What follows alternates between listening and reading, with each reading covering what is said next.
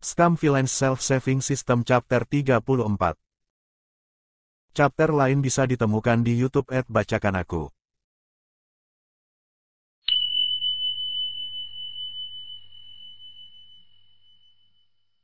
Oh, sial. Dalam sekejap, otak Shen Qingqiu tampak memanas hingga mendidih. Ini persis seperti bagian dalam film ketika bel tengah malam mulai berdentang dengan tidak menyenangkan. Dia meraih kipas lipatnya, berbalik, dan melarikan diri melalui jendela kayu. Penyamaran yang semulus bulu angsa pada hari sebelumnya akhirnya terkoyak.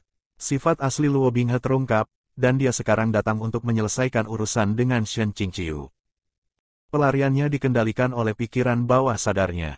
Kebiasaan selama bertahun-tahun bertindak dengan anggun dan elok meskipun dia seorang pelarian.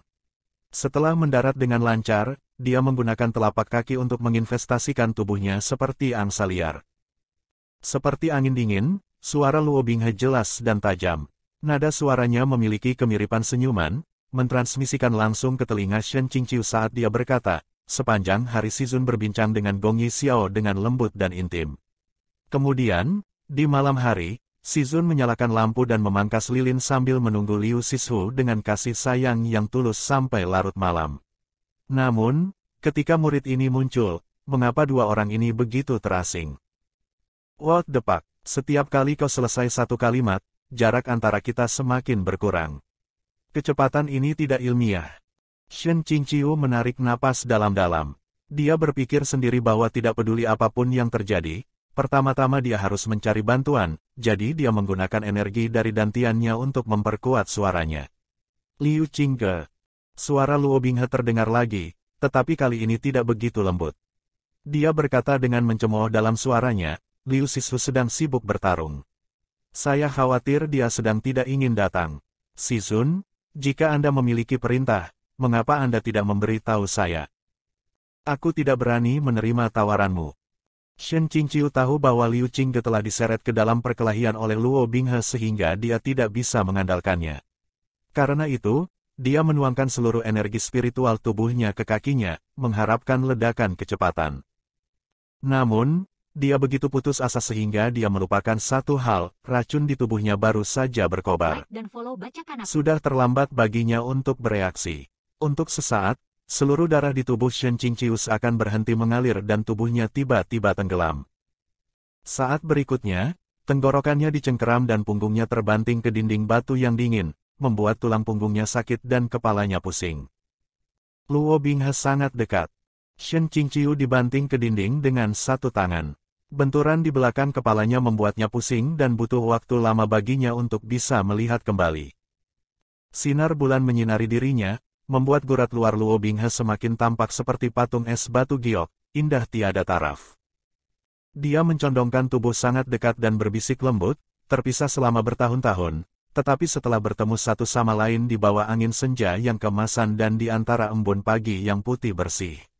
Shizun hanya memanggil nama orang lain. Murid ini sedikit sedih. Meskipun dia berkata dia sedih, bibirnya melengkung membentuk senyuman dan ekspresi di matanya seperti pembunuh. Siapapun bisa melihat bahwa kata-katanya jelas-jelas bohong. Shen Qingqiu merasa tenggorokannya tersangkut oleh lingkaran besi. Tenggorokannya tercekat dan bahkan sulit bernapas, apalagi berbicara.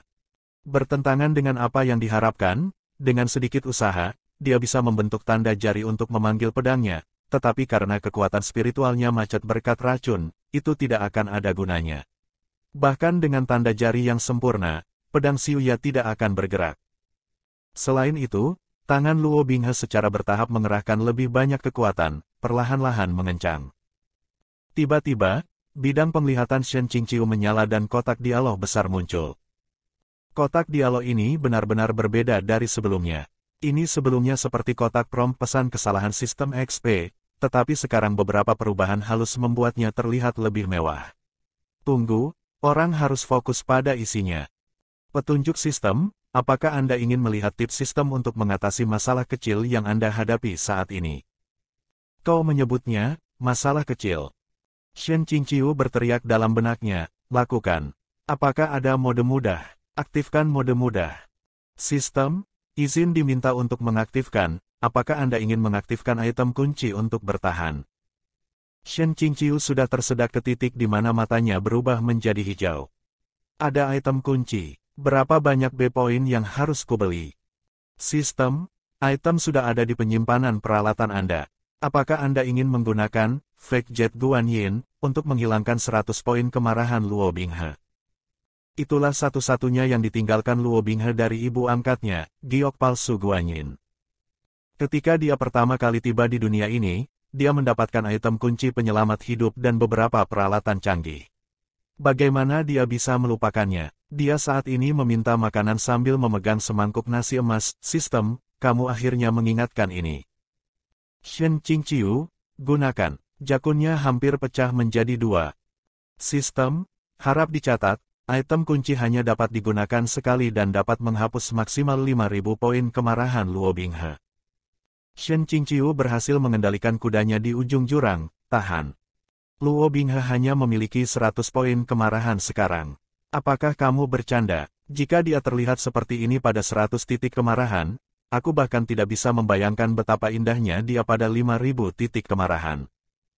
Poin penting di sini adalah, menggunakan item yang dapat menghapus 5.000 poin kemarahan hanya untuk menangani 100 poin kemarahan, terutama ketika tidak dapat digunakan lagi. Meskipun nyawanya dipertaruhkan sekarang, Shen Qingqiu masih membutuhkan sedikit waktu untuk menghadapi kesusahan dan kebingungannya. Dia tidak akan tewas karena mati lemas, dia akan tewas karena tenggorokannya hancur. Tepat ketika Shen Qingqiu menguatkan dirinya untuk menggunakan kunci penyelamat nyawa, tangan di lehernya tiba-tiba mengendur. Melarikan diri itu tidak mungkin, jadi satu-satunya hal yang bisa dia lakukan adalah terus bersikap tenang. Shen Qingqiu bersandar ke dinding dan hampir tidak bisa berdiri. Setelah beberapa saat, dia jatuh berlutut dengan sentakan. Luo Binghe, yang hampir mencekiknya sampai mati, hanya tersenyum dan membantunya berdiri dengan cara yang sama seperti membantunya turun dari kereta atau memberinya makanan ringan. Bingung, Shen Qingqiu untuk sementara lupa membebaskan diri dan merasa bahwa perilaku mencemaskan ini sangat menyeramkan. Luo Binghe menghela napas. Kenapa Si Zun kabur begitu cepat barusan? Murid ini hampir tidak bisa mengejar. Tidak bisa mengejar kakiku. Siapakah yang begitu tenang dan tak tergoyahkan di tengah kekacauan?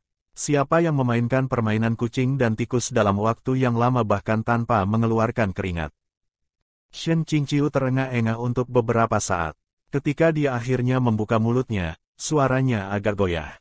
Kamu punya banyak nyali untuk kembali secara terbuka. Apakah kau tidak takut orang lain menemukan identitasmu yang sebenarnya? Mata Luo Binghe berkedip saat dia berkata, apakah Si Zun khawatir atau cemas tentang ini? Shen Qingqiu berpikir bahwa kata-kata ini cukup menarik. Apa perbedaan antara cemas dan khawatir?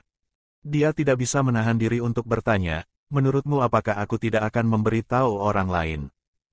Luo Binghe memandangnya dan, dengan nada seolah dia mengasihani Shen Qingqiu, berkata, Si Zun, kata-katamu seharusnya dipercaya oleh mereka. Jantung Shen Qingqiu mulai berdebar kencang.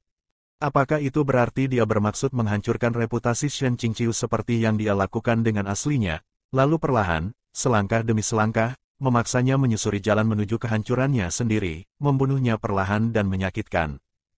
Shen Qingqiu yang asli memiliki 2 poin sampah utama. 1. Mencoba untuk terlibat dengan banyak gadis dan wanita. 2. Membunuh banyak kultivator dari sekte yang sama serta kultivator dari sekte lain. Namun, ketika dia mengendalikan tubuh ini, dia sama sekali tidak mewarisi hobi dan ambisi aslinya. Mungkinkah Luo Binghe masih merusak reputasi dan status sosialnya? Sistem, jawaban ramah, tentu saja. Shen Qingqiu, diam, oke. Kau tidak perlu mengingatkanku tentang fakta ini. Terima kasih. Sistem, sama-sama. Jawaban ini tidak memerlukan poin B. Shen Qingqiu segera keluar dari kotak dialog pop-up. Dia mengusap tenggorokannya dan berdiri sejenak. Tanpa diduga, dia menemukan bahwa Luo Binghe hanya menatapnya dengan saksama tanpa niat untuk melanjutkan. Masih mencari. Sudah beberapa tahun sejak kita berpisah, apakah kau mencoba menebusnya? Sistem, poin keren protagonis plus 50. Shen Qingqiu, kamu telah ditingkatkan.